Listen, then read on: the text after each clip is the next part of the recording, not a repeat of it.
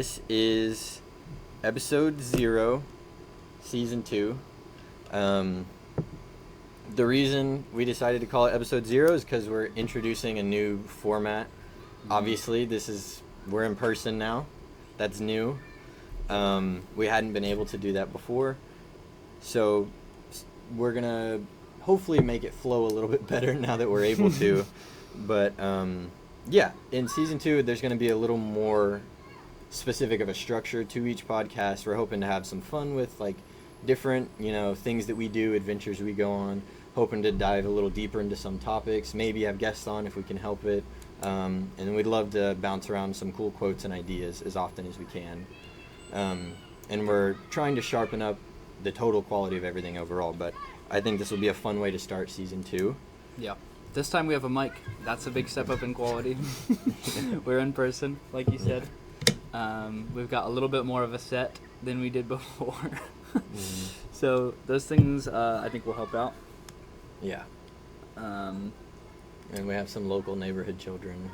Yeah. Also good things. All good things. So, yeah. Pipes, yes. So I am now realizing I forgot to bring my tobacco outside.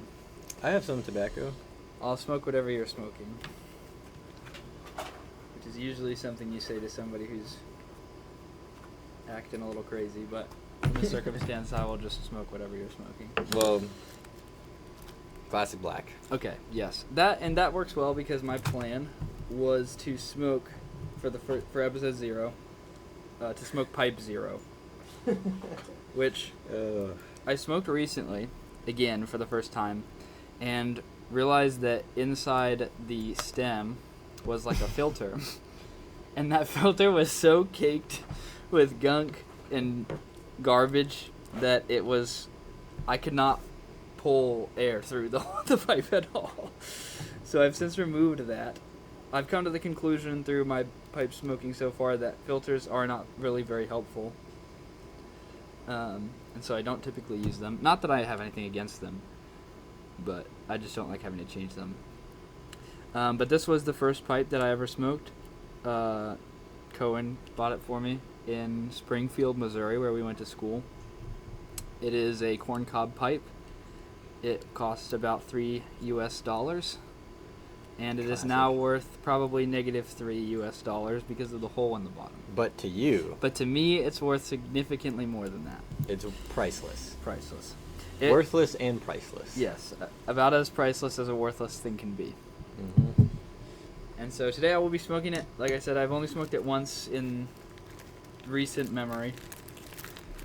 I'm also remembering that I should probably silence my phone for the purposes of this podcast. I don't even know where my phone is. That's good. This was also the first tobacco that we ever bought. Mm-hmm. That is the first tobacco I smoked in the first pipe. Yeah. And I think this is just a good pipe, so I'm going to try to use this. Good. Yeah. So these are all your grandfather's pipes, right? Yes. So or they were. This pipe rack and all of these pipes, well, except for this one, were my great-grandfather, maybe great-great-grandfather's pipe collection. And somehow or another I acquired it. And yeah, that was my introduction into pipe smoking. Yeah, there's a bunch of awesome ones in here. I like this one with like it's not ivory, I'm sure, but it kind of has that look to it. There's a couple other ones I have down here. And this one, I like the like bell-shaped bowl. Yeah, that one I bought. That one's awesome. But this one was a part of his collection. Oh, sick. Which is unique. I don't think I've seen a pipe like that before, besides this one. Look at it. And so was this one. Does this not get hot? Unique? Does the bottom? I've never used that pipe. Oh, okay. I don't feel like it's as aesthetically pleasing as some of the other ones. Yeah, though it definitely it's really unique. It has a utilitarian sort of look about it. Yeah, it feels very like 60s, 70s to me. It's got a spade on the side of it. Yeah, that's the brand of the company that makes them. So this one is too. Sick. See, the spade. Oh, yep. And it's Keywood Standard. I believe that's... Or Dr. Kaywoody. Dr. Grabo. Kaywoody, I don't I don't know. This is what this says at the Well, bottom. maybe I'm wrong. It also says Viking on the bottom. Oh. Well, I don't know very much about that pipe. Or a lot of these, but they are all special. I have some other pipes here, but I'll go over them in future episodes when I smoke from them. For now, I'll stick with the old corny. Did you get... I did not. Whenever I smoke a corn cob pipe, I think of my sister, who's very funny for a woman. Wow. And I remember me and a buddy of mine one Christmas season did like a like tier list ranking of Christmas songs, and I was looking back at it we were looking back at it together, me and my sister, and I remember seeing Frosty the Snowman, I think was like C or B tier, and I was like, how did Frosty get so high on here? And my sister goes, probably the corncob pipe. That's pretty good. And so now, I thought that was very funny at the time. I think it's pretty witty. And so now whenever I smoke a corncob pipe, I think of that. Nice. And also the fact that I also think of the squirrel hunting excursion that we went on with it the first time I smoked it. That is true. Camping in the forests of Missouri. Yeah. The Ozarks. The Ozarks. Which there's a video of that too. There is a video of that on my channel. You can see it. Maybe if I remember, we'll link it in the description. Sweet. That video is also on the video. Me and my friends from back home always make videos about everything we do. And we have like our own like hub for it, like our own Netflix kind of. And that video is also on there. Really? Mm-hmm. I don't think you ever told me that. I'll need to show it to you sometime. It's pretty sick. My buddy like designed it all, did all the HTML coding and everything, runs it all on his own server. It's pretty cool. It's got all our movies, or all our short films, all of our like vlog / just like videos of like home videos of like whatever we're doing. And it also has all the songs that are used in all of those in like a playlist. Wow. Yeah, it's pretty sick. Yeah. All right, so do we want to start off with the quotes? No. No. We got to start off with the... Oh, yes. The question. Yeah. Yeah, so usually we were thinking of doing something, I don't know, a little more like goofy or just fun at the beginning before we get into the serious meat of the episodes. And so this will probably change or evolve as we do it, but I was thinking of just like fun campfire questions and conversations I've had with people in the past. And one of the questions that's always fun to talk about is, if we assume that you have only your bare hands, what's the biggest animal that you think you could kill? Or at least beat in a fight, so that it comes But are we off talking first. like arena style, like just dirt arena, you and the animal? Or are we talking like in the woods? Because even if we're in the woods, I feel like there's more resources there I could use. Yeah, so definitely, there's two ways to approach the question. Because realistically, you're going to be in whatever habitat the animal is in if you encounter it in real life. So you'll have whatever resources the forest offers you. So if that's the purpose of the question, we can go that route. Another potential purpose of the question is just to see, with no tools or any other creative solutions, just your body and your hands and whatever else that you have that's just you. Then we might go with the arena route. So I guess it just depends on how you want to approach the question. Because I think once you have a sharp stick, or just a stick, your chances of winning anything go skyrocket. Like I could smoke a whale in an arena. That's true. So that's definitely the biggest animal. Yeah, that's definitely even with my true. bare hands. But if we're thinking of like predators that they could contend on land. Yeah. Or if maybe we just go in its like in its natural habitat. You have to fight this thing. You've encountered it in the wilderness. I don't even know that in its natural habitat I could kill a whale at all. No. Even that if would it be so didn't, hard. even if it didn't care. Yeah. I don't know that I could do enough damage to a whale. Certainly not kill with it. my hands, and not with anything that occurs naturally in the ocean that's accessible to me. Whereas, like, if I was in the woods fighting like a mountain lion or something, if I pick up like a big rock or a stick, yeah. my chances, I think, go way up. Not that I necessarily think I could win against a mountain lion consistently, even with a stick. I think with a stick, winning it all would still be hard. Yeah, it would still be very difficult. Does this have juice? It does, but it's not very good for... Here, you can just relight with this. This is better at relighting. Okay. Because this kind of just shoots flames out. Sick. In a way that's not helpful for pipes. Okay, let me just throw one out there. In its natural habitat, bare hands, even if I didn't pick up a stick, but definitely if I could pick up a stick, I think I could kill a coyote 9 times out of 10. Oh, yeah, I could do it without a stick, I think. Yeah. I mean, I'd bleed. Yeah, but, I like, wouldn't come away unscathed, but I think I would definitely win. Maybe at least 9 times out of 10. I think bobcat. I smoke a bobcat. Mm-hmm. In an arena, yeah, bobcat all day.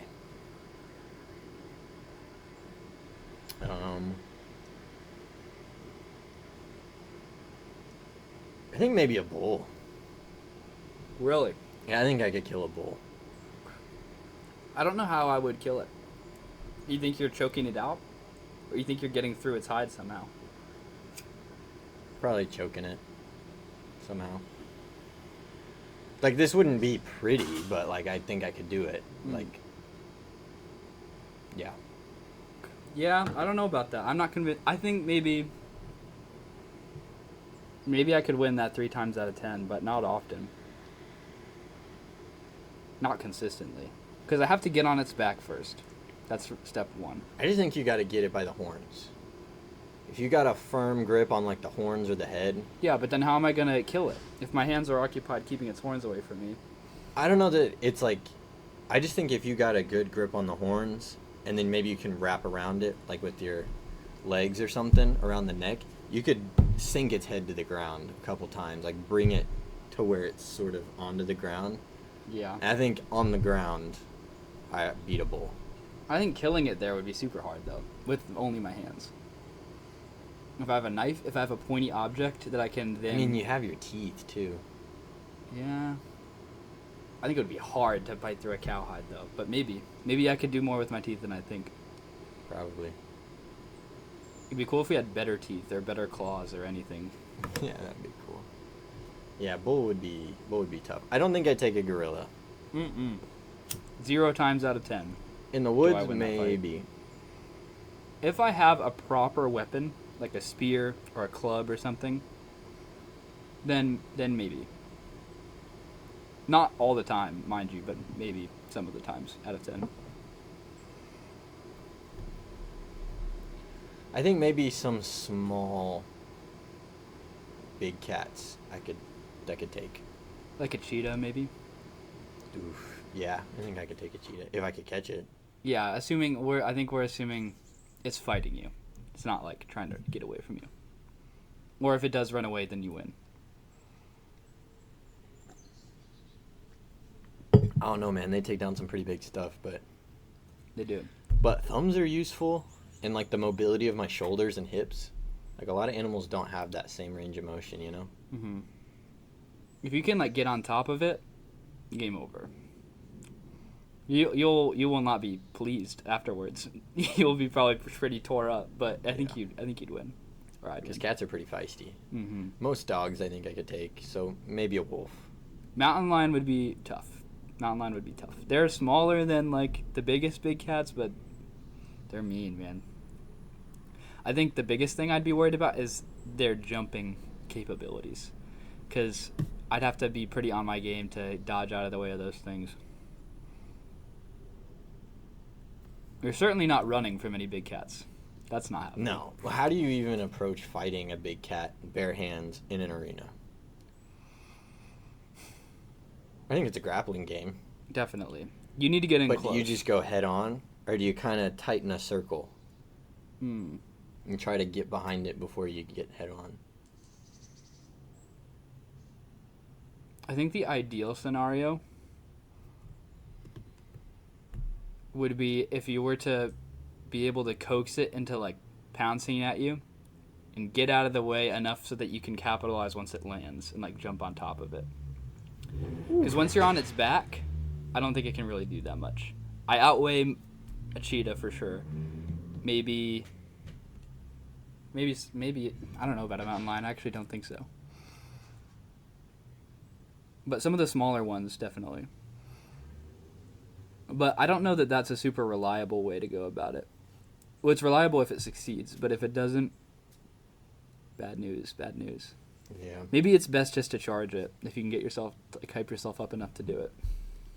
Yeah. But I think in like just the given environment, I could take out most things. Except for sea creatures. Yeah, sea That's because creatures like I don't get to, you know, do there's anything. no ground. Yeah. Even moving at all is a struggle. Yeah. And then trying to get a hold of anything that could help you would be very hard. True. Maybe. But I think on land, anything that's like on land, I win if I'm Mm. in the natural environment. Yeah, I'm not so confident of that. I think once we get to the bigger things, I'm in trouble. Name the things. Moose. Take it. I could take it. I don't think I'm winning that. I think I could take it. I think most of the time I'm not winning. That's that. like a bait and trap type scenario. Yeah, if you're aware that it's coming after you. But if I'm just like walking there's through the a woods moose and suddenly there's and a I moose. see it, and for some reason it wants to hurt me, Mm-hmm. that moose can't climb trees. Yeah, but you're not gonna win a fight with the moose. Yeah, if he's like tenaciously coming after me, Mm-hmm. and I'm able to get up in a tree, I have the high ground. It's over. Yeah, I could pounce from I think above. he'll be maybe. Once you have head control, dude, I think you got a lot when you have head control. Yeah. I don't know. I think a mountain lion could probably kill me most of the time. I don't know. What would your approach be? Like, if you know you're in the woods and there's a mountain lion and it's you or him. Yeah, I mean, first, well, I'm not climbing because they'll vertical right up to me. Yeah. That's not. But that's you not could an like option. body slam a mountain lion if he comes up to you in a tree. Yeah, charging. Just like jump down, grab him, just boom. Charging would definitely, like, if I can keep the fight on the ground and keep it to grappling, and if I can get a hold of some kind of pointed object that I can just shove into a place that will Would kill hurt. it, then that's my approach. I think that I could beat it some of the time. Like, if this fight happened 10 times, I think I could do it maybe a little over, maybe half the time, maybe a little over. Oh, I think I get it every time. I don't know. To the death? Every time. Well, maybe we'll have occasion to find out.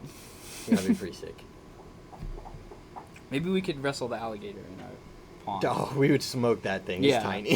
it's way too small. But that would be a good start. Yeah, it'd be a great start. You want to jump into the quotes that we found? Yeah, let's Cool. do it. I also need to relight here. If you're done with that. Oh, no, I need to... Oh. Do you want me slide to some read out. my quote first? Sure, go ahead. Okay. Mine's a little longer, so bear with me. All right. So I chose a poem by Charles Bukowski. He's a writer. And there's some parts I want to focus on, but I think overall it's a great poem, and it applies to many more things than writing. So I'll get started. Get some water. All right. If it doesn't come bursting out of you in spite of everything, don't do it. Unless it comes unasked out of your heart and your mind and your mouth and your gut, don't do it. If you're doing it for money or fame, don't do it. If you're doing it because you want women in your bed, don't do it. If you have to sit there and rewrite it again and again, don't do it. If it's hard work just thinking about doing it, don't do it. If you are trying to write like somebody else, don't do it. If you have to wait for it to roar out of you, then wait, patiently. If it never does roar out of you, do something else. Don't be like so many thousands of people who call themselves writers. Don't be dull and boring and pretentious. Don't be consumed with self-love. The libraries of the world have yawned themselves to sleep over your kind. Don't add to that. Don't do it. Unless it comes out of your soul like a rocket, unless being still would drive you to madness or suicide or murder, don't do it. Unless the sun inside you is burning your gut, don't do it. When it is truly time, and if you have been chosen, it will do it by itself, and it will keep doing it until you die or it dies in you. There is no other way, and there never was. Yeah, I really like that one. There's a few sections in that I like more than others, but I think when we're talking about like passions and the arts and what we offer to like maybe humanity or to each other or to loved ones, I think there's a lot of application here. I think, obviously we all have to work jobs to make ends meet and stuff, but in terms of like the creative passions and stuff, like writing and like something you don't have to do. Yeah. Or maybe here, like, it's saying something you have to do, right? But something right. that's, yeah. I think this is a good way to be. When I found this, I was much, much younger. I was in middle school. And someone was reading it over a video of the greatest soccer player in the world, I think, disputably. But Messi. He's an Argentinian midfielder, and he's a phenomenal soccer player. Maybe the best to have ever lived, at least so far. And over one of his training montages, someone was reading this quote. And for me, it was sort of a pivotal point in my soccer career, because I was unsure if I wanted to practice more, to play more, to train harder. I didn't think I was very good. I didn't think I was very fast. I didn't think I stood out in any special way. And I heard this, and it really awakened me to the idea that I could quit, like I could stop doing it. Mm-hmm. I could no longer make improvements. I could no longer strive for greatness that I may never achieve. Like, those were options I had. But inside of me, I decided I wanted it. I wanted to try to make it to the highest level I could and perform the best that I could. And even on days that I hated it, even working out right now to try to stay fit and healthy for fire service, because I'm in that, and even just in life. Like, I don't always love going to the gym, but I know that when I push myself and I cross those mental barriers and stuff, because I know I have to do it and it's going to be better if I do it, that's the way I feel. I feel this passion, and that's the way I felt about soccer for a long time. Is even when everything sucked, like when I had to, start life on my own in college a little bit, and I didn't have as much of a safety net. I had to work my own jobs and go to classes and try to find my way on a team and all sorts of things like that. And it seemed like everything was getting in the way. I still would work out and train 3 times a day because I loved it. I wanted to be the best I possibly could, better than everyone, and as best as I could, better than myself, better than whatever. And that's how I remember that, was it roared out of me, it came unasked out of my spirit. It was just... Yeah. There's something I started running recently, which I have done in the past, but not for a very long time. And one thing that kind of resonates with the message of this poem is anybody who runs will know that the mental game is the biggest part of it, or really does any physical exercise, but I think running is in particular is really this way, that all it is how you talk to yourself in your head and how you think about what's coming up and how you focus on what you're doing in the moment. And there are times when I'm running where I'll get to a certain point, and maybe I set goals for myself, okay, I just got to get to this point, and then maybe just got to run past those pillars, just got to get to this house or whatever it is. And every time I do that, every time I say this is the goal that you got to get to, there's an awareness and maybe even like a lie that I tell myself that's like, you can do that and then you can stop and then you can rest and then you can be done. Mm-hmm. But I know oftentimes that's before the original goal, like before I hit that 2 miles or 3 miles that I set out to do. And so like I'll almost like lie to myself, like, yeah, this is where I'll stop. And then when I hit it, I just keep going. Like, yeah. Because you're going to get to the 3, like, you have to get to the spot that you were at before, like you said you were going to. And that's like the thing for me is like, I'm actually not, I don't think of myself as a very motivated person. I don't think of myself as like always like pushing and driving for everything. But I know that if there's an expectation or if there's a certain thing that I said that I was going to do, like I'm just going to do it. You know, there's no, I don't want to even, you know what I'm saying? Like this is saying, it roars out of you. It is going to be that way no matter what. Yeah. Even if I'm on the ground throwing up, like, that's what it is. Yeah. Another part of the quote that I really like is, "The libraries of the world have yawned themselves to sleep over your kind." Mm-hmm. And I think that's sort of a testament to another idea that is really powerful, and that's that if you want to do something exceptional, like, you can't do something, you can't be an ordinary person. Mm-hmm. You can't do the whole, like, just getting by, eating bad, not working out, doing as little as you can because it's easy and so many people do it. Mm-hmm. If you're wanting to do something extraordinary, and there are many things that are extraordinary,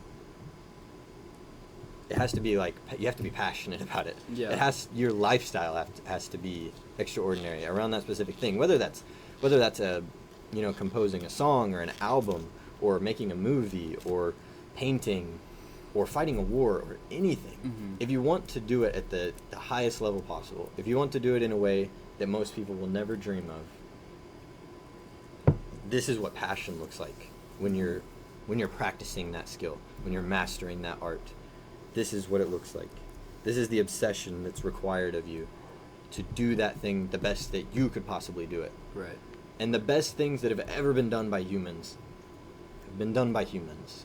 Right. You know? Right. Like, yeah. And to the point of the point of another line in that poem, you also can't do it in the same extraordinary way that somebody already did it. That's like, it has to be the way that you do it. There's no other, like, you can't be extraordinary the same as somebody already was. Like, then it's not really extraordinary. It's the same thing again. Mm-hmm. So whatever you're doing, whether it's sports or, I think it's especially true in art and writing and whatever, like, it has to be whatever it takes to get you to be do it the way that you do it, you know? Mm-hmm. And that doesn't mean doing it badly, because maybe the way that you do it right now is badly, but the way that you could do it is really well. But, like, yeah, it has to have your own. I think it's important to find something worth doing. Mm-hmm. You know, because, like, obviously, and I know I already mentioned this, but, like, we have to work. We have to make money so that we can put food on the table, especially if you want to live in a house or have Wi-Fi or regular food. You know, unless you're going to be one of the few who goes out and tries to do that in wilderness, you're going to be like a lot of the rest of humanity. And in order to participate in that, you have to work. And you can be passionate about your work. And I think that there's something beautiful about that, too. Even if your job seems mundane to you, be passionate about doing it the best you can, right? That's beautiful. But at the very least, find things to be passionate about, whether that's running, whether that's, you know, walking or drawing or whatever. Like, I think so many of us just dabble in many things. Yeah. You know, and definitely. Especially with, like, social media and stuff, something catches our eye and we chase it for a little and we're lost on it, and then. But, like, if you were to stick to one thing, imagine how many hours of practice you could have put into it if you started only 6 months ago. I mean, that's how musicians get. Yeah. That's how artists get. Anyone who's ever played an instrument knows whenever you were the best at playing that instrument, you were doing it the most. Definitely. Yeah. And it's the same with writing. It's the same with everything. Like skateboarding, you know, sports, soccer, ballet, whatever. Mm-hmm. Whenever you were the most masterful is probably when you were the most prolific. Yeah.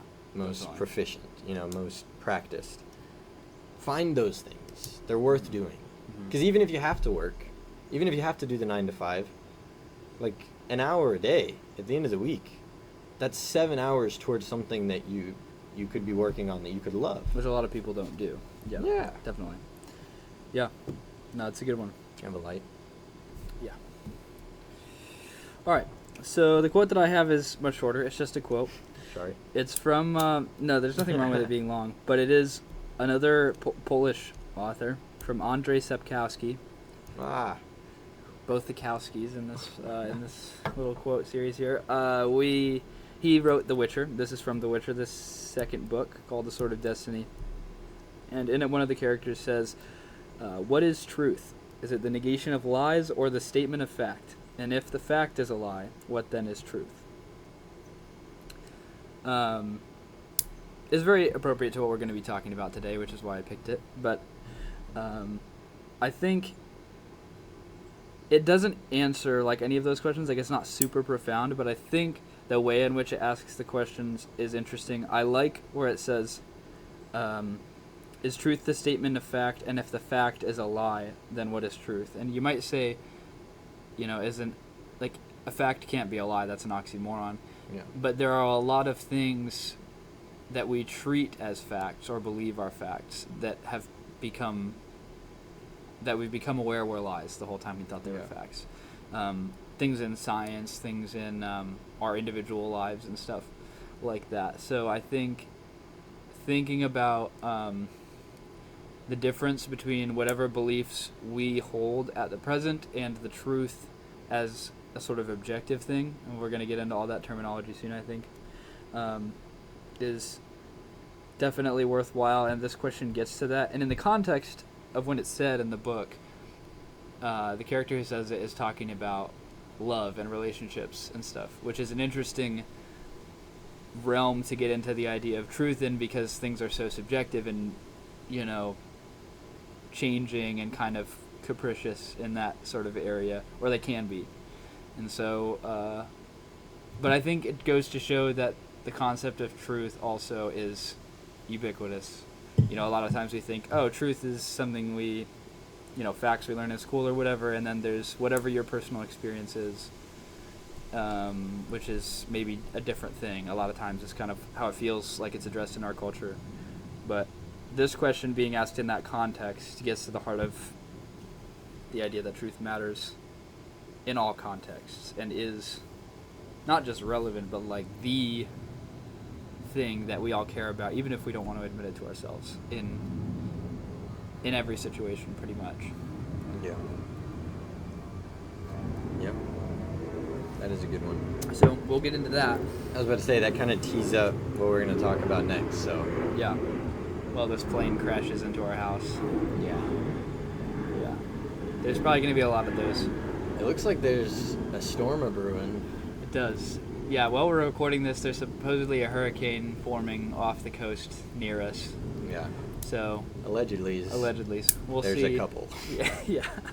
So we'll see how that all pans out. But, yeah, so today the topic that we're talking about, the philosophy topic we're focusing on, Yes, go. is, well, let me start like this. What we wanted to do with this season, starting with this season, is to build our topics in a more logical way. So what we've done in the past is kind of just do what we wanted, or maybe we read a book or whatever. But now what we're trying to do is mimic the path that we took through our philosophy education together, and start with basic building blocks and kind of have a catalog of content that people can go through, not so much as like a teaching thing, but just kind of come alongside us and hear what we've gleaned from each of these topics, going from some of the most basic to some of the more complex and higher order concerns of theology and things like that. But for today, we're going to start with the idea of truth. What is it? What is the nature of truth? We'll get, not even how do we find out what truth is. That's a separate topic we'll get to later. But for today, it's, what is truth? Is it objective? Is it subjective? How does it change from person to person, if it does at all, or from culture to culture, or from time to time? Which is a super relevant topic, I think, for this day and age, given the kind of rhetoric we hear around truth and all of that. So Yeah. that's what we're talking about today. Awesome. So I don't have a whole lot of background I want to go over, but the little that I have is we're going to be talking about the father of what many would consider the father of modern philosophy, Rene, right? Rene Descartes. Old Rene. Yeah. I've read the first 3 meditations of old Rene's meditations so many times. Yeah. Oh, man. But where I first heard about Descartes was actually the first philosophy style class I ever took, which was actually a logic class. So to break this down even farther, for people who may not know, logic used to be bundled up with arithmetic or math, especially when you go back hundreds of years in the academic world. Schools used to teach logic alongside math because it functions very similar to like geometry and algebra. Yeah, I was going to say, even now you've probably experienced it. If you've taken a geometry class, you do proofs for certain formulas and stuff, and that is basically logic. Yeah, and even just different formulas in general, like in algebra or even some very early stages of math, that's logic. Logic is very simple, I think, very pure, and there are two basic kinds of logic. There's deductive and inductive. The first class that I took in college of those two was deductive logic, which is very rudimentary, very simple. It's not necessarily easy, but definitely simple. Yeah. If you haven't thought like that before, though, it can really take some time. So what we did in the class was we learned how to read and how to pull ideas from text, even just simple sentences. So like if I were to say, the grass is green, what is that? It's an idea. It's technically, in the words of logic, an argument, sort of. Well, it's a premise of an argument, perhaps. Yeah, it's a premise. It's like a statement, right? So it's a premise of an argument. But if I were to say, the grass is green because it rained, we then have the makings of an argument, right?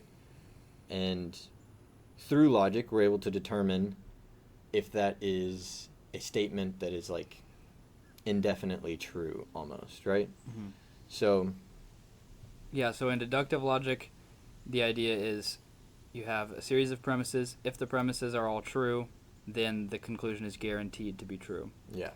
Inductive logic is a little different. If the premises are all true, then the conclusion is very likely to be true, but not necessarily true. And there's a lot of things we can really only know by induction. But now we'll get into that a little bit more, probably in epistemology or whenever we talk about that. Yeah. Both are useful tools, but a simple one is if A, then B, right? Very, very simple logic form, and that's if it rains, the grass will grow. Which, when you break it apart, it's like, what does that argument really look like? It means like if it won't rain, then the grass won't grow. That's what that argument says. And that, if it were true, if both of those things were true, then it's the case that if it rains, the grass will grow. Could it be the case that, another thing, this is how you get into the weeds with logic, but then what we have to ask next is, could it be the case that the grass could grow without it raining?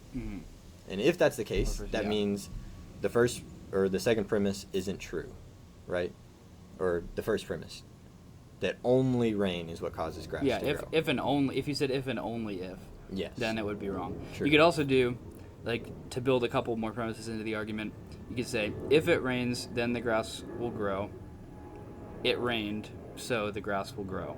That's like a full argument. You get the two premises and the conclusion. And it's a formally valid argument. So you're saying if A, then B is your first premise, then A is true, which is your second premise, so B is true is your conclusion there. So if it rains, then the grass will grow is A. B is it rained, or A is true. So sorry, I said that wrong. If it rains, A, then the grass will grow. B, it rained, so B, the grass will grow. That's like your formally valid. You could put anything in place of A and B there, and it would all work out.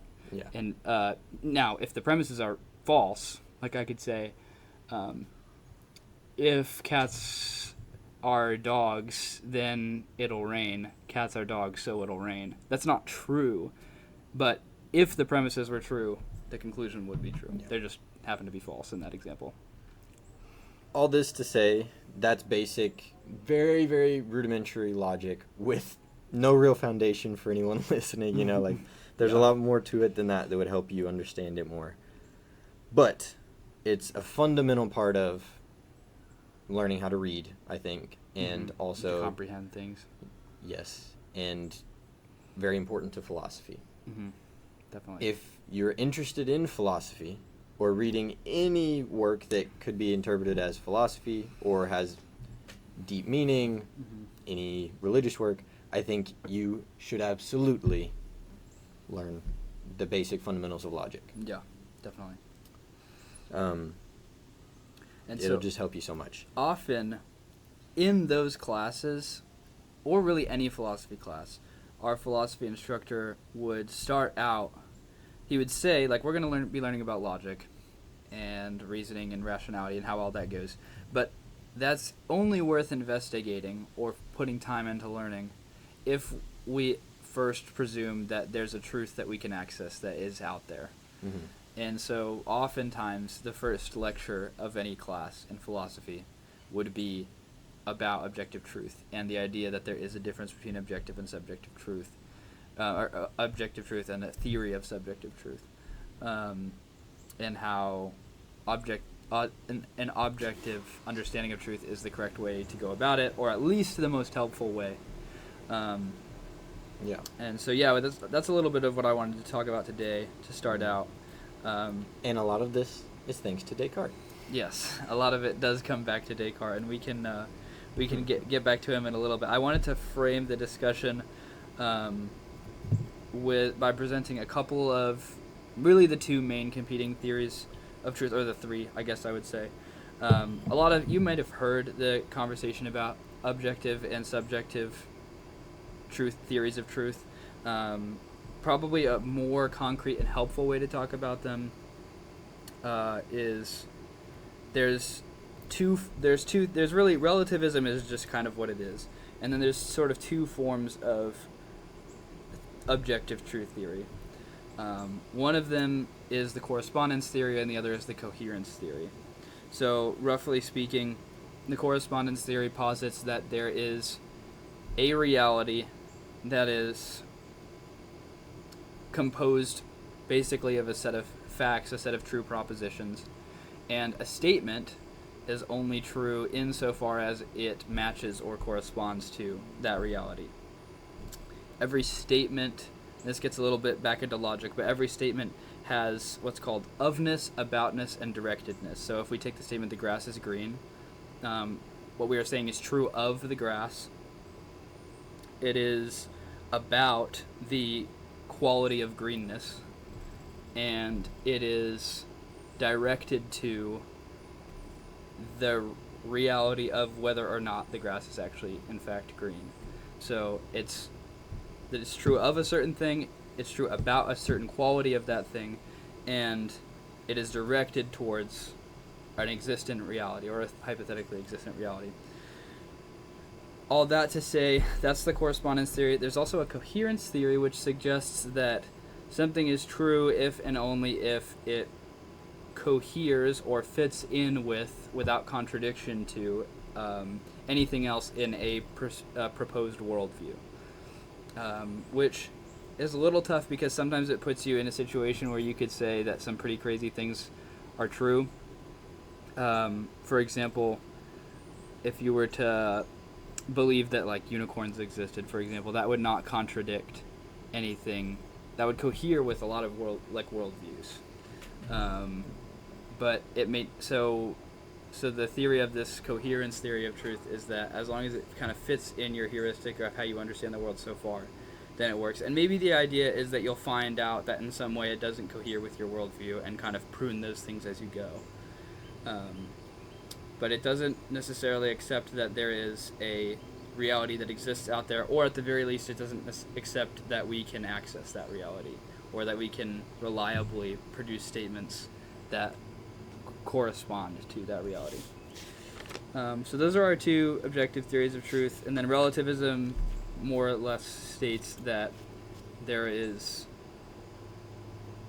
things are only true in certain contexts. So maybe the truth is completely determined by what a single person thinks, or maybe what a culture thinks, or maybe what a nation in a certain time period thinks, and that there really is no reality that is not kind of constructed by society or an individual, that we could check our statements against, or at the very least that if there is such a reality, it doesn't show up, it isn't accessible to us in the same way that I mentioned with the coherence theory.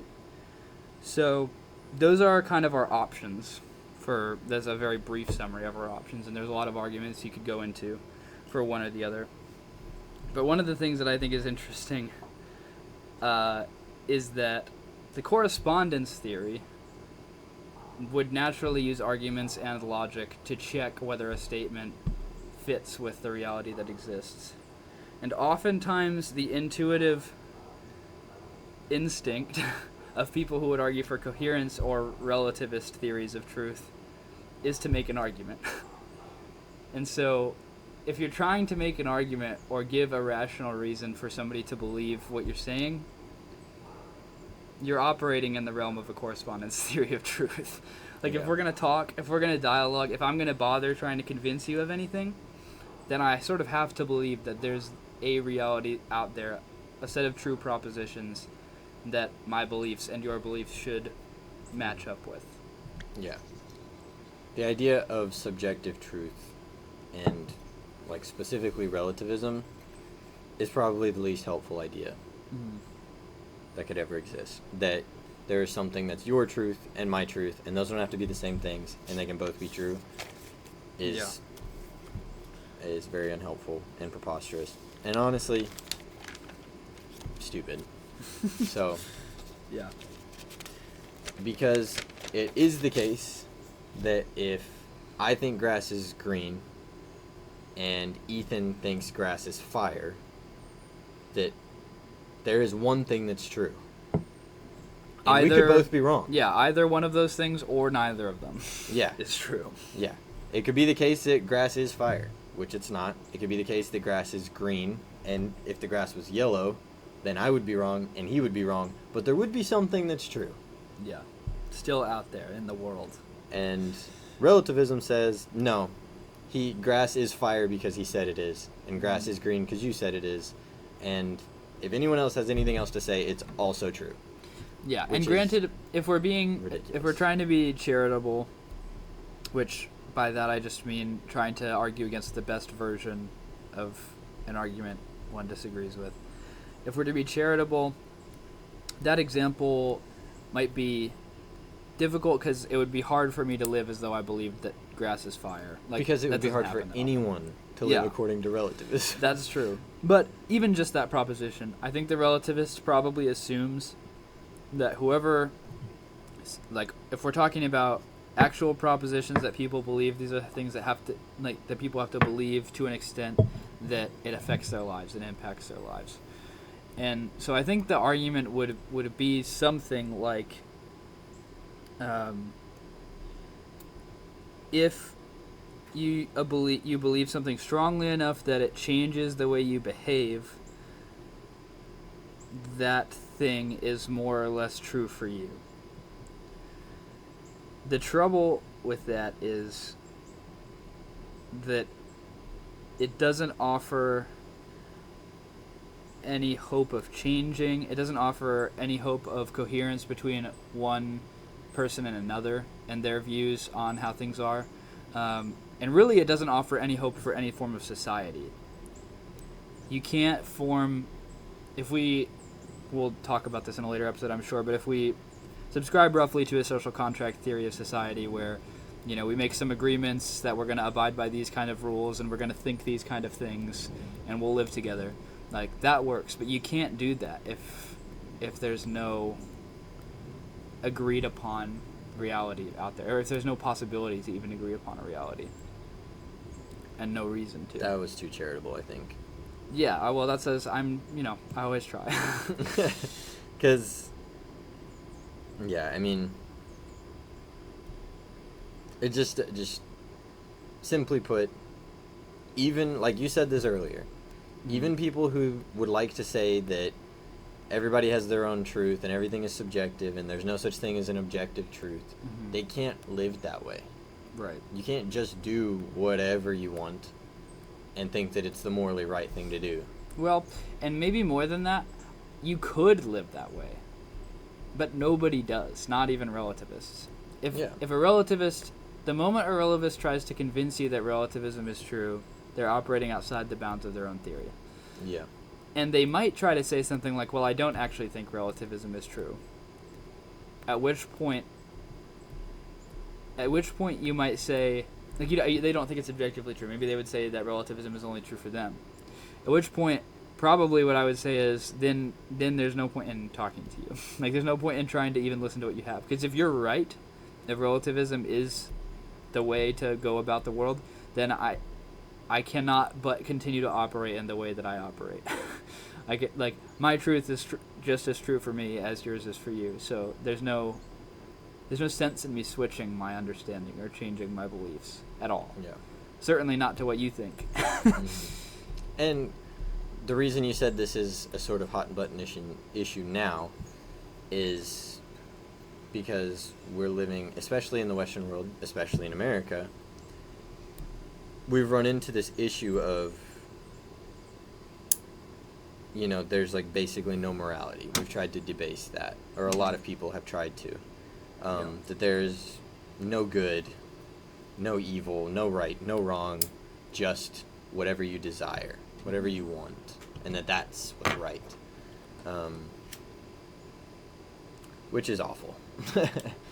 And it doesn't work. It's obvious that it doesn't work. If you only pursue desire and you're desiring something that is the end for you or anyone else that's horrible and miserable and awful, it's like, well, don't you assume that there's a better way by some degree at all? Mm-hmm. And if there is there not a best way? Yeah, and it's interesting because relativism also seems to assume a sort of isolationism in a way. Like I said, it doesn't offer any hope for society, really, because if it's the case that everything I believe is true for me, it may not be true for somebody else, then you run into the question of rights and inevitably your realities are going to come into conflict. Inevitably there's going to be something that I believe is true that you don't, or that you believe is true that I don't, and that's going to impact the way we both behave, and the way we both behave is going to impact each other. So if you have an entirely selfish view, maybe you're like, what is it called? Maybe you subscribe to like Berkeleyanism or whatever, where you're the only thing that exists in the world and everything else is just figments of your imagination or whatever. Then maybe you could operate like that because you have no obligation. You have a right over any other, since you exist, you have a right over any non-existent thing. But if we assume that other people do exist, then we run into the problem of like, well, whose reality wins? And I don't think that there's a clear way to solve that unless it's the case, which it is, and which it is intuitively, that either one of them is right or neither of them are. Yeah. And I mean, that's how we live, like you're saying, even that's how people who say that they're relativists, that's how they live, right? They live as if gravity will work for the next step they take. They live as though eating and drinking will help them to survive. They live as though, They live as though cutting in line is wrong. They live as though some of them live as though killing is wrong, like things like this. Yeah. Which are all like true. Yeah. There are things that are objective truths. Right. And if you have to live that way, because it's the way that it is, then it's foolish to think anything else. Yeah. To assume that gravity won't work for you, and because it's your truth that's the case, is a foolish way to live. Because it will work, because it does. Yeah. Because objectively, right now, For sure. like, it has worked, and it will work. But again, to play the relativist a little bit, just for the sake of the discussion, the relativist might say, okay, well, but that's a bit of a straw man, because nobody really believes that gravity won't work for them. So maybe it's a common truth that people experience that gravity is real, and maybe it's the most common truth, and maybe it's even a ubiquitous truth. But that doesn't mean that. But it's not true because of the subjective reality. It's true because everybody believes it. You might be able to say something crazy like that, but where you run into problems really is moral claims, is claims about property ownership and things like this. Like, I could say all day that my reality is that I own the house across the way as well, but like, it's just not like, that's not going to be true for the person that owns that property. And so then you really run into trouble, and then, like, what could you say as to like who should win out in that scenario? You sort of have to leave morality behind if you're a relativist, and then what you ought to do is whatever makes the most sense given your reality, which is to take the house, I suppose, maybe by violence if necessary, which I think most people would have a problem with. But that's all sort of in the practical realm. There's also like a lot of logical problems. We've already kind of danced around the idea that if you're to offer any reason for anybody to become a relativist, you're already leaving relativism behind. So it's sort of self-refuting in that way, because it asserts that it is true that there are no things that are objectively true, which can't really be the case by relativism standards. It could be the case for you and him and her, but maybe not for me, or maybe not for them, you know. So you run into that problem a lot of it. So there's like both logical and practical reasons to reject relativism. Why do you think people find it appealing? Well, for the same reason that anybody finds any selfish idea appealing. So would you say that relativism or subscribing to some form of subjective truth is selfish? Yeah, it has to be, I think. Because if we look at... What's the problem with it being selfish? Well, if they're right, there's no problem. That's why it's selfish. I think... We'll talk about this, I think, more when you're noticing, I'm sure, that everything's connected in philosophy, so we're kind of bouncing around even though we're trying to talk about one topic. And I'm sure we'll get into this later, but I am fairly convinced that like the principle that grounds any form of community or society, even if it's just two people, is sacrifice. There's always going to be a point at which you have conflicting ideas or desires, and one person has to give them up, or maybe both people have to give parts of them up. And under relativism, there's no call or reason to do that.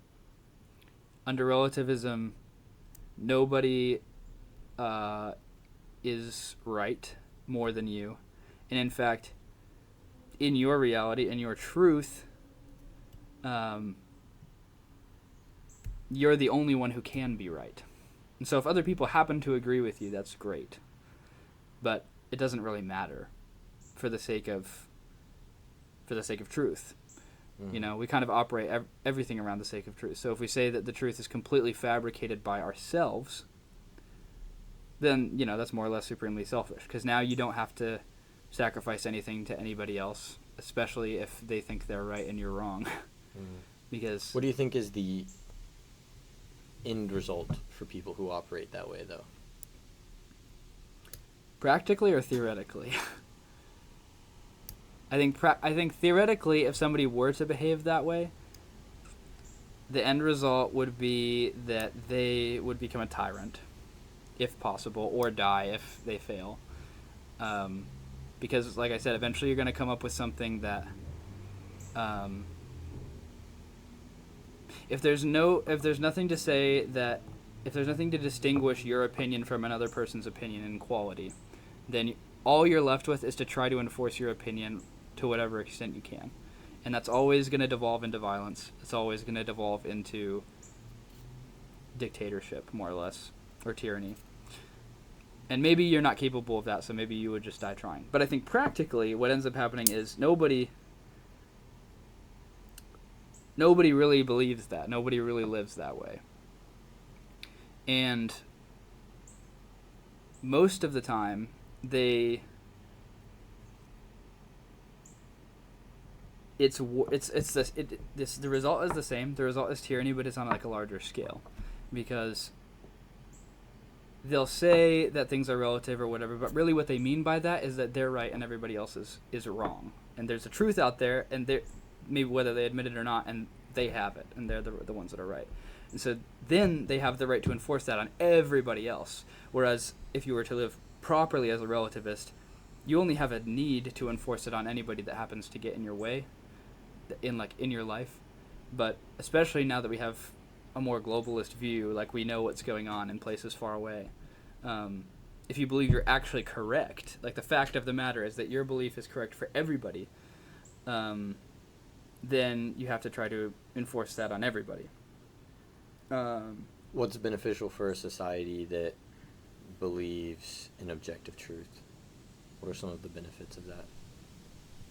Well, one of them is that there are ways of, probably the biggest one is that there are ways of settling disputes that don't involve violence.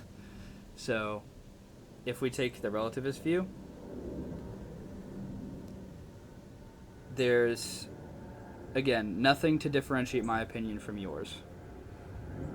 So, you have your opinion, I have mine, that's it. That's the fact of the matter. And not only that, but that opinion is true in both cases. So they're literally equal in all respects. Except that in the world, at some point you're gonna be forced to behave like my opinion is the case, or I'm gonna be forced to behave like your opinion is the case. And there's no form of differentiating that. In a view of objective reality, we both admit that there's a possibility that our perspective doesn't correspond properly to the reality that exists out there. And so we can have discussions and debates and look at logical pathways to try to deduce if either one of our opinions is superior to the other. And we agree. More than superior. Yeah. Well, correct, right, or wrong. Yeah, like correct or incorrect. Superior in truth value. 100% or 0%, Yeah. really. I feel like it's simpler to say. Yeah. Wrong or right. Wrong or right. Yeah, definitely. And so we can go through that process, and since we both recognize that there is a reality out there to which all of our beliefs have to submit, then whoever wins in that arena, really, as our philosophy professor was fond of saying, we all win if we get closer to truth. But whoever's perspective wins gets to win out, and we didn't have to figure it out by one of us just sort of tyrannically enforcing it on to the other. Yeah. So, the way I've begun to understand it in a practical sense is that if it's the case that there are things that are true out there, objectively true, then it's my aim to understand as many of those as possible. Mm-hmm. And if I'm wrong, I hope people point it out so that I may hopefully get closer to the truth or understand that there are things that are not true that I can let go of. Mm-hmm. And I think that's helpful for me, and like you said, ultimately for everybody. For everyone. Whereas the relativist point of view wouldn't work for me, because I would only ever do the most pleasurable things to me because I would just say that I'm right about it. Mm-hmm. And I would be a very not pleasant person to be around. Yeah. I would be fat and lazy and horrible and miserable and probably have, pink hair and, do all sorts of weird things. Be alone, mostly. Yeah. Because I don't care. Yeah. They don't care at all because nothing matters. If there's nothing true, nothing matters. Yeah. Or, worse, all that matters is what you want. Yeah. Which Is- would be to my end, Yeah. and ultimately would hurt everyone else. Yes, definitely. Yeah. And you'd be alone eventually, because eventually everybody that you come across, you'd find out they have a slightly different version of truth than you do. And that means and they're you wrong. can't coexist anymore. Yeah. They're wrong. Yeah. And maybe you could say, a lot of people think of relativism as a tolerant perspective, because of the fact that you don't have to assert that anybody else is incorrect. You can say, oh, well, that's what you believe and that's what I believe, man, and that feels good and that's cool, and we can all just kind of do our own little thing.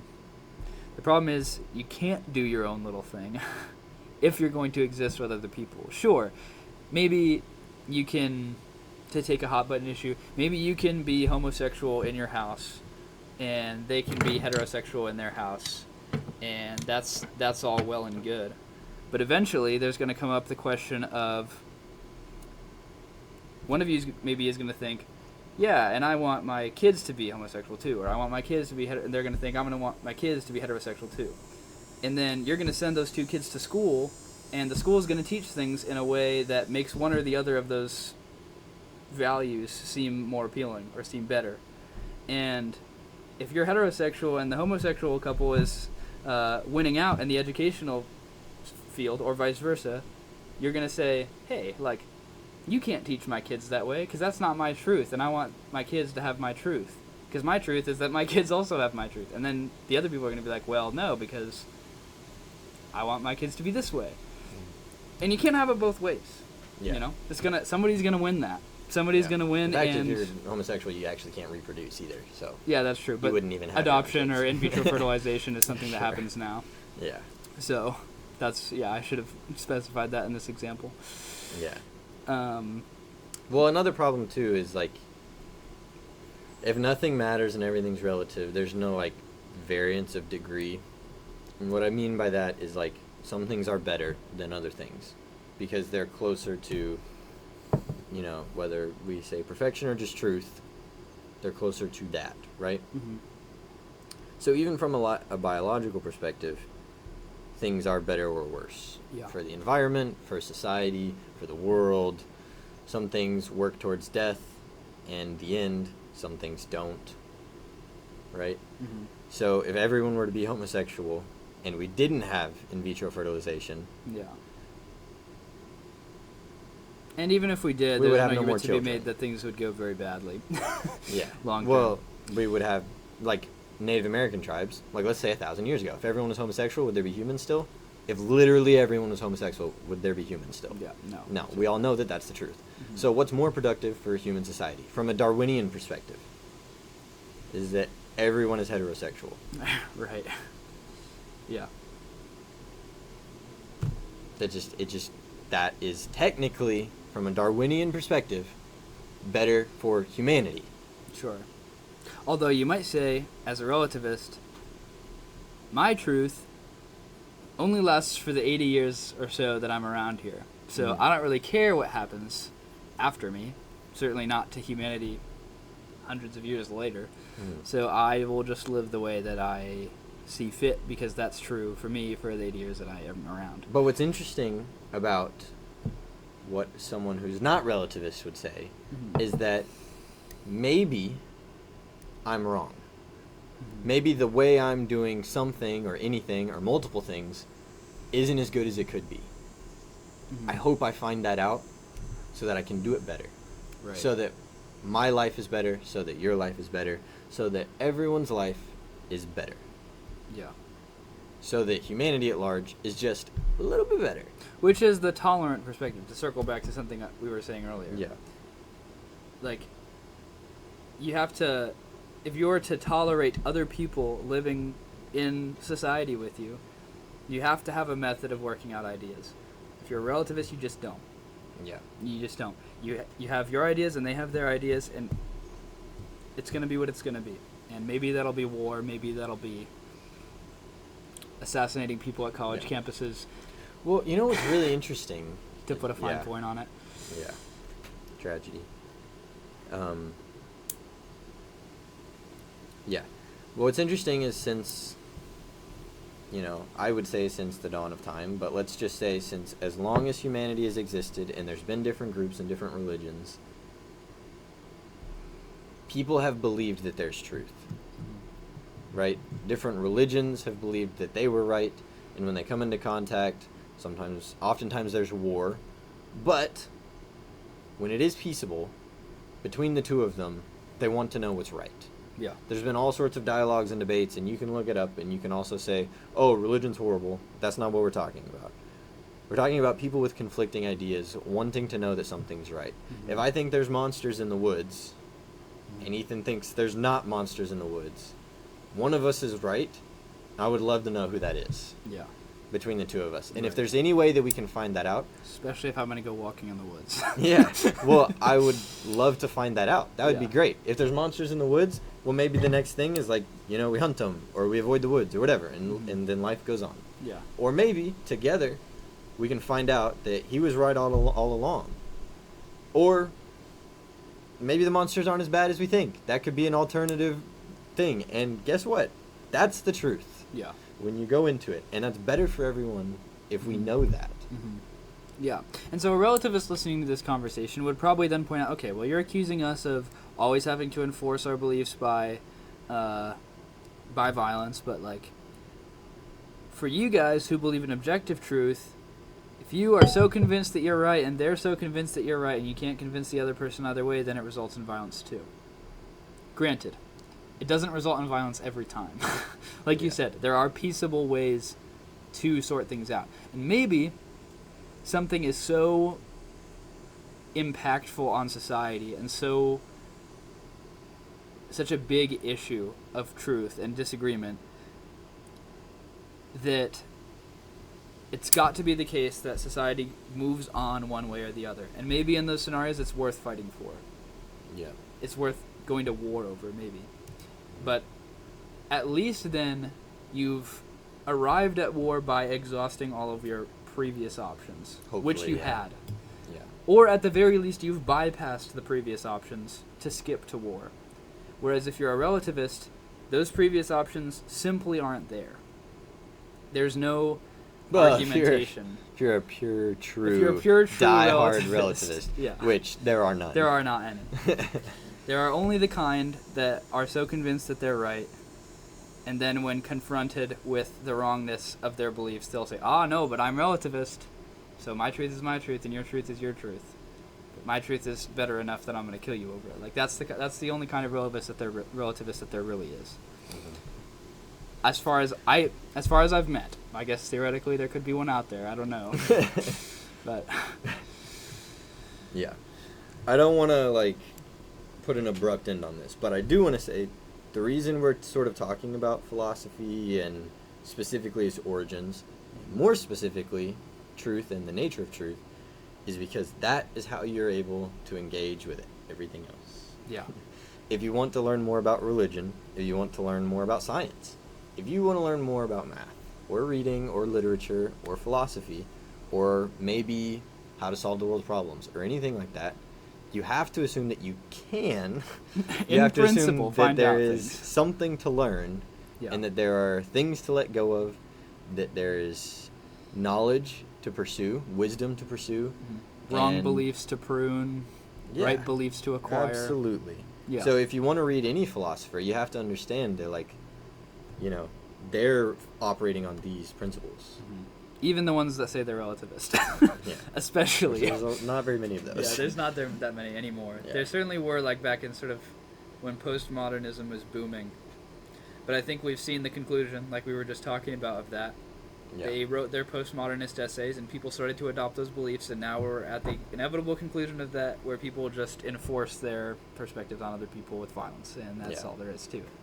There's no other place to go. Yeah. So, yeah.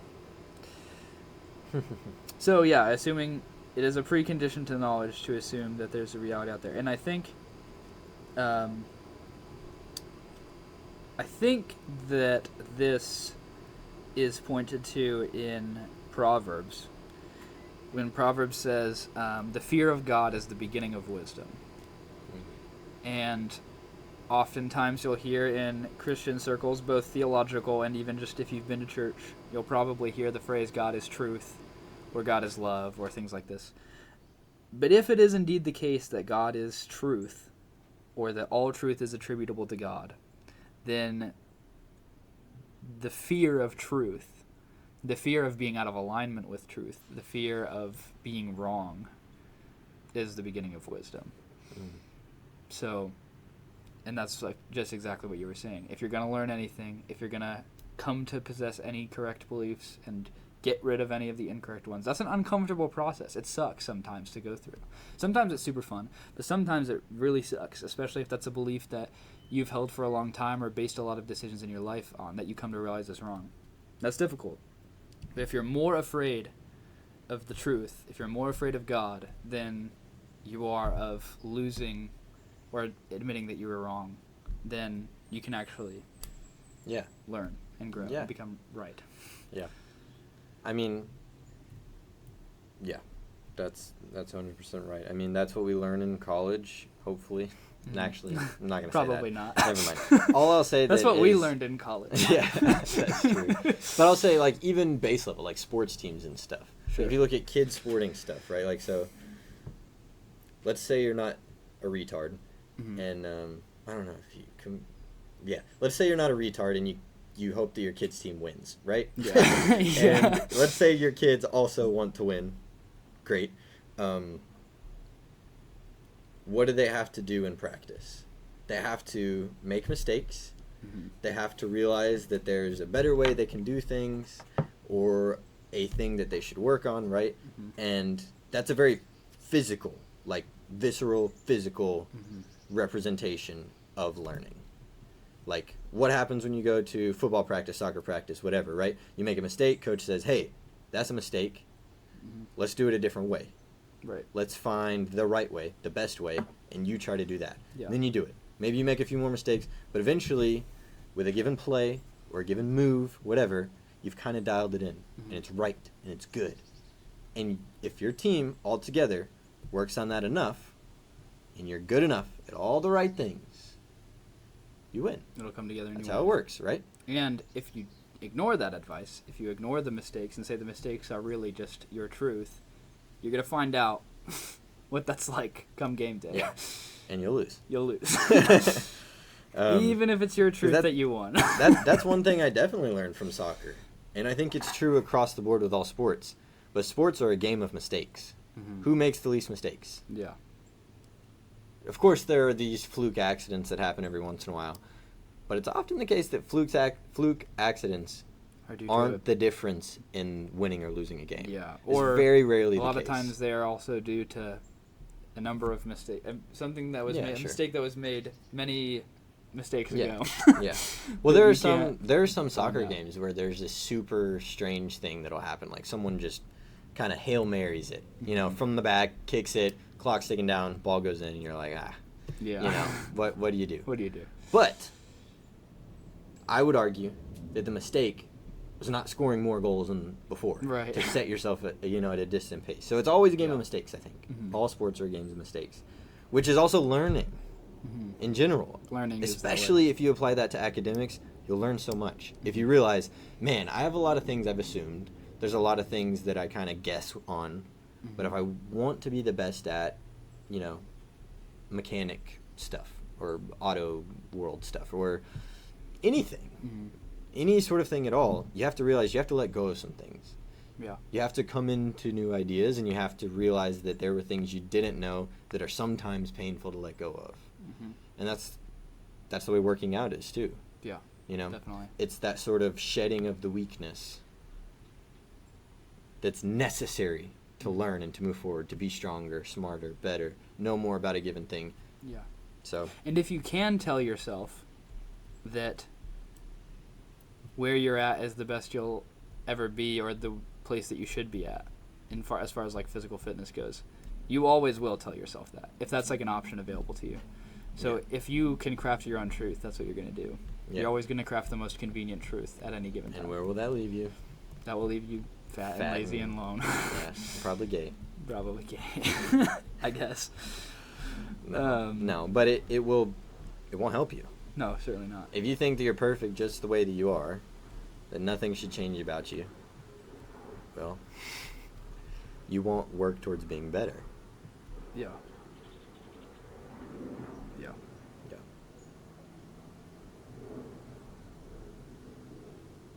Cool. So there it is. There she is.